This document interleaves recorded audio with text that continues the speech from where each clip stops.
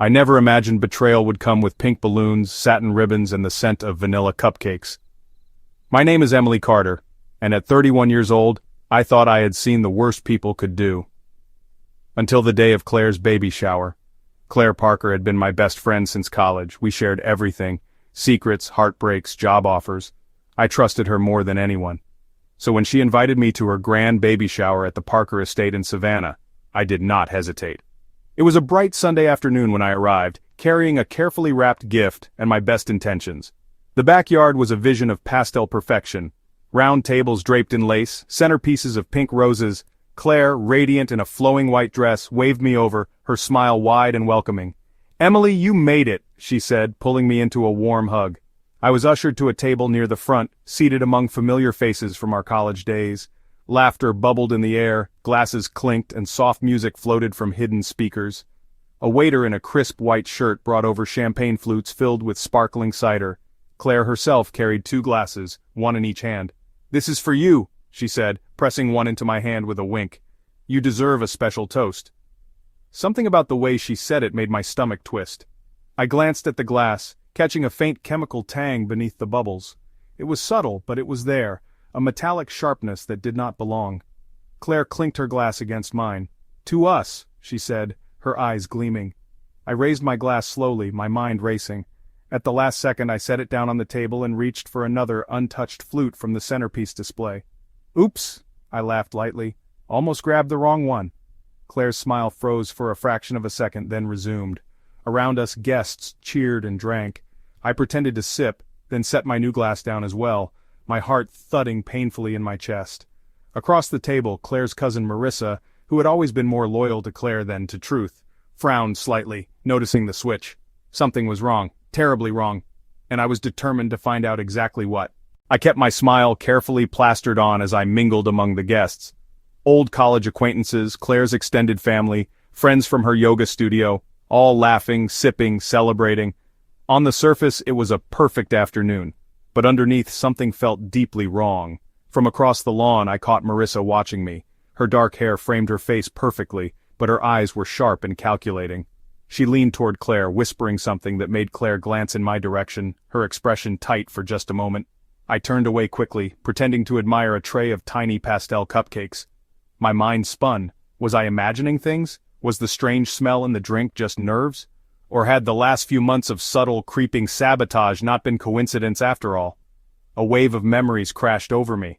The project at work I had lost after an accidental email leak, the strained conversations with mutual friends who started distancing themselves, the date I had excitedly told Claire about only for it to be cancelled without explanation after someone told him I was still hung up on an ex.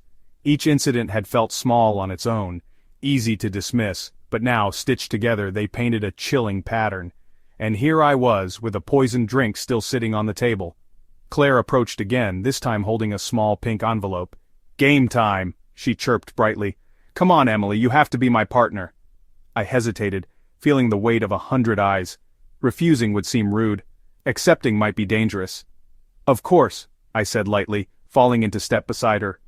The games were simple: diaper-changing races with dolls, guessing the number of candies in a jar, pin the diaper on the baby, while blindfolded. Everyone laughed, clapped, snapped photos.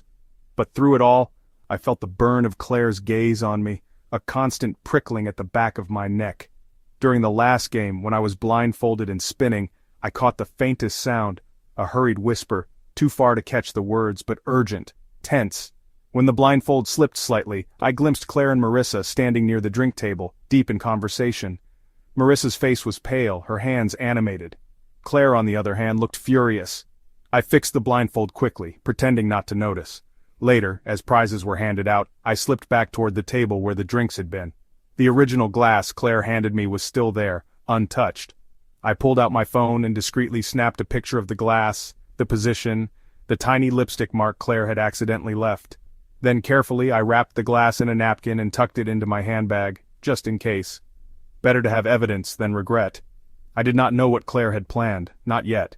But I was beginning to suspect this went far deeper than jealousy or petty sabotage. Something was happening, something dangerous. And I had walked straight into it, smiling, trusting, blind. Not anymore. The rest of the afternoon passed in a blur of smiles and polite conversation. But beneath the polished surface, I could feel the tension tightening like a wire.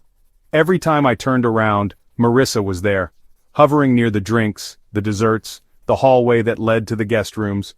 Claire floated between groups, radiant and laughing a little too loudly, her hands smoothing her dress again and again. Anyone else might have thought she was simply basking in the glow of her celebration. But I knew better now. As the last games ended and the sun dipped lower in the sky, guests began to gather their purses and gifts, trickling toward the front yard, where valet attendants fetched their cars.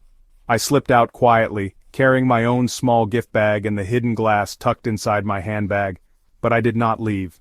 Instead, I circled around the side of the house, moving through the manicured garden path that led toward the open kitchen windows. I needed to know what I was really dealing with. Inside I could hear voices, low, urgent, cutting through the hum of cleaning and organizing. "She didn't drink it," Marissa hissed, her voice sharp with panic.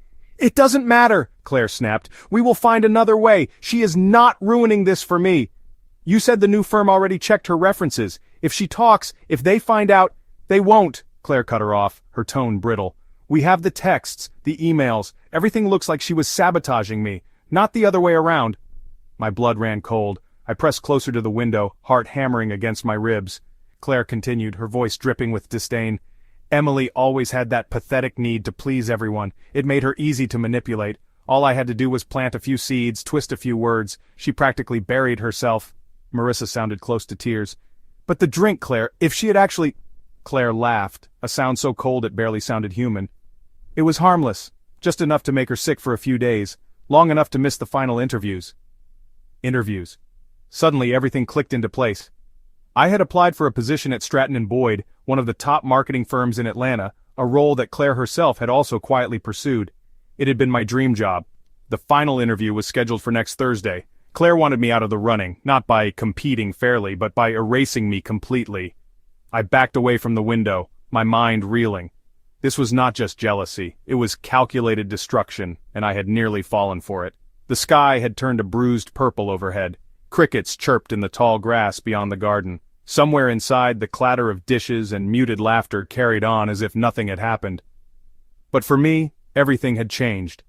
I could not confront Claire now, not without real proof. The glass in my handbag was not enough. The recording on my phone was just fragments.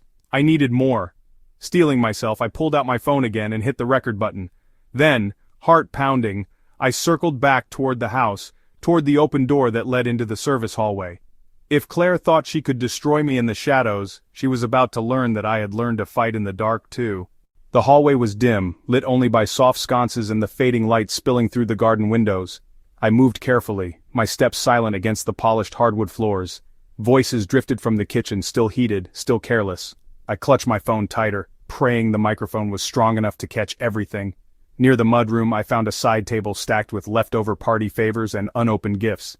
I ducked behind it, heart pounding so loudly in my ears that I barely heard Claire's next words. "We just have to move fast," she was saying, her voice sharper now. "If the firm gets even a whiff of trouble, they will pull her offer." "And if she figures it out?"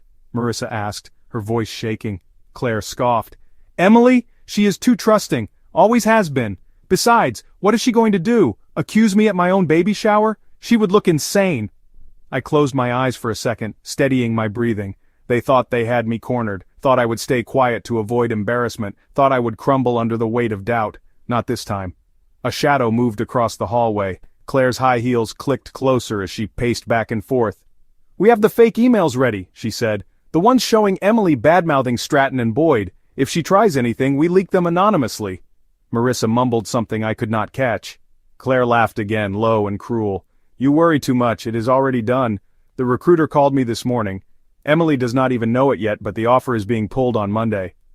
The air left my lungs in a rush. They had not just tried to make me sick, they had forged fake emails to destroy my reputation. I gripped my phone so tightly my fingers ached. This was bigger than I had thought, more calculated, more vicious, but now, I had what I needed. Slowly I backed away from the table, moving toward the back door. If I could get to my car, upload the recordings, send copies to my lawyer, the police, and the recruiter, I could blow their entire scheme apart. As I reached for the doorknob, a voice stopped me cold. "Going somewhere?"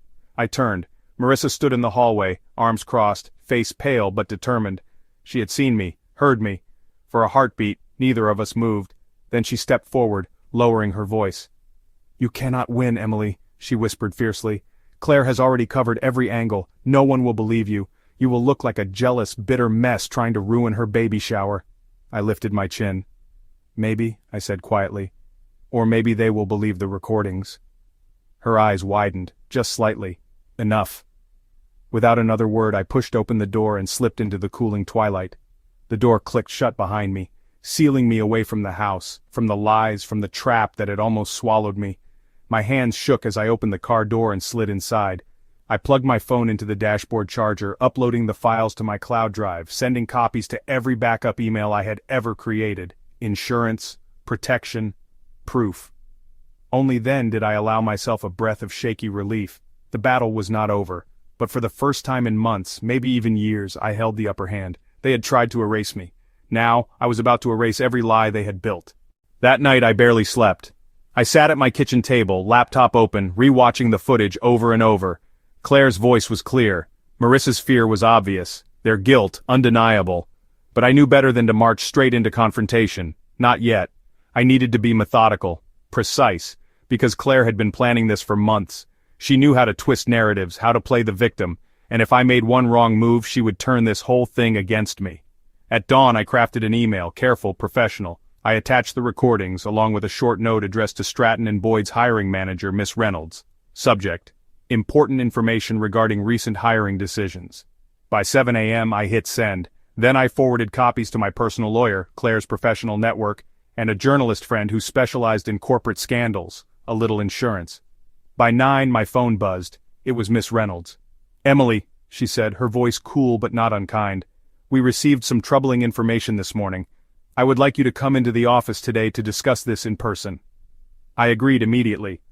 2 hours later I sat across from her in a glass-walled conference room, sunlight pouring in from the high Atlanta skyline. She played the recordings aloud, her face unreadable. When the final words faded, she folded her hands neatly. "Claire Parker submitted several documents and messages claiming you had bad-mouthed our firm," she said carefully. "We were in the process of verifying them when your materials arrived."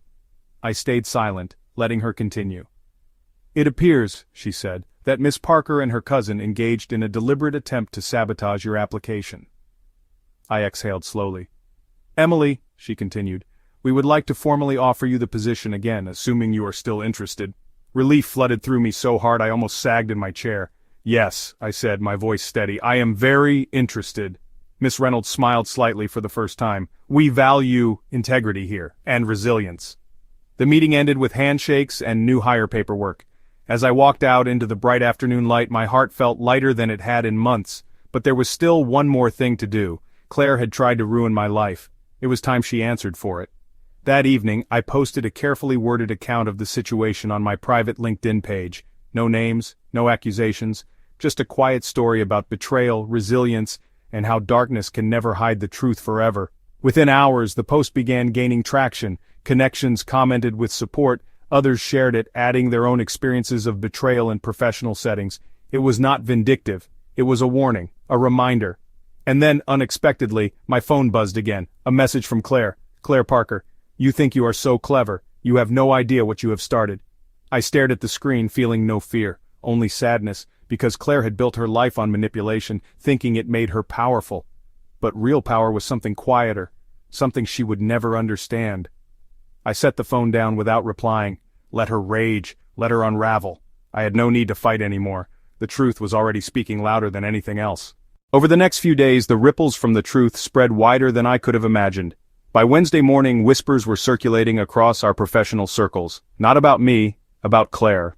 Her carefully cultivated image of a sweet, supportive friend and upstanding professional began to crack. Mutual connections quietly removed endorsements.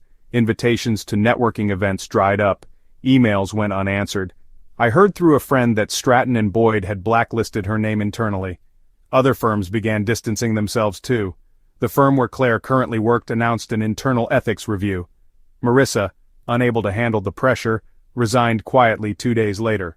Claire, though, clung to the sinking ship, insisting to anyone who would listen that it was all a misunderstanding, a vendetta, jealousy. But the recording spoke louder than her protests. The facts could not be buried under charm or crocodile tears. For once, Claire was standing alone. Meanwhile, I started my new position at Stratton & Boyd. My first day was surreal, walking into a place where my hard work and integrity were genuinely valued.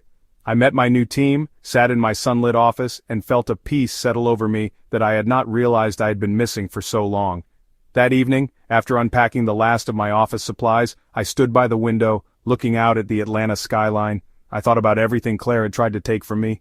My job, my reputation, my confidence.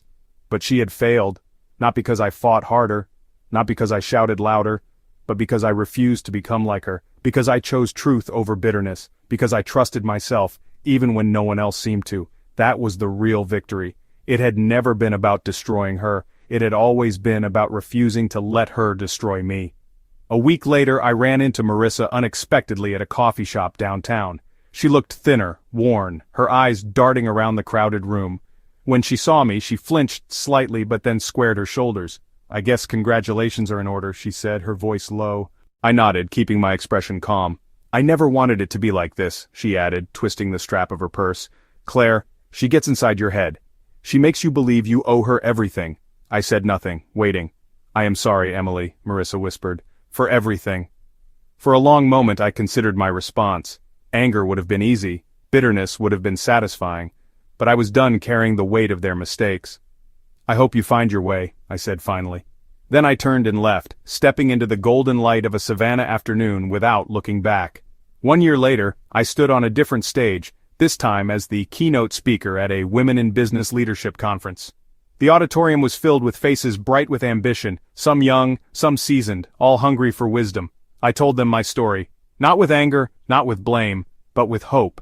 I spoke about resilience, about trusting your instincts when something feels wrong, about gathering quiet strength instead of seeking loud revenge. Success, I said, looking out at the crowd, is not about winning against others. It is about winning against the version of yourself that once doubted you could survive. The applause that followed was warm, genuine, powerful. Later, as I walked through the lobby, several young women stopped me asking for advice, for encouragement. One of them, with wide, determined eyes, asked softly, "How do you stay strong when people you trust turn against you?" I smiled, thinking of Claire, of Marissa, of every sleepless night filled with fear and second-guessing. "You stay strong," I said, "by remembering that betrayal does not define you. Your resilience does." As I stepped outside into the cool evening air, the city lights blinking alive around me, I realized something simple and profound. I had not just survived, I had grown. I had built a life not in the shadow of what they tried to do to me, but in the bright, steady light of what I chose to become. And that, more than any revenge, more than any vindication, was the true victory.